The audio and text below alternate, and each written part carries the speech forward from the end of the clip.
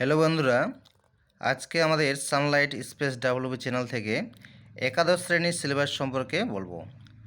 দেখো, এখানে বাংলা প্রথম ভাষা, ইংরেজি দ্বিতীয় ভাষা, 3টি অন্যান্য বিষয় নেওয়া যাবে। সেটা যে কোনো সাবজেক্ট হতে পারে। দর্শন, যেটাকে আমরা ইংরেজিতে ফিলোসফি বুঝি, শিক্ষাবিজ্ঞান, যেটা আমরা এডুকেশন হিসেবে জানি, রাষ্ট্রবিজ্ঞান, যেটা পল সায়েন্স হিসেবে আমরা চিনি। ফোর্থ সাবজেক্ট এখানে আমরা ইতিহাসকে নিয়েছি। বেস্ট অফ 5 বলতে যেটা বোঝায়,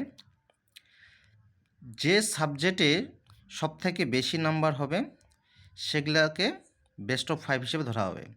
যে সাবজেক্ট নাম্বার কমে যাবে সেটা হচ্ছে ফোর্থ সাবজেক্ট। লিখিত পরীক্ষা 400-র মধ্যে প্রজেক্ট 100।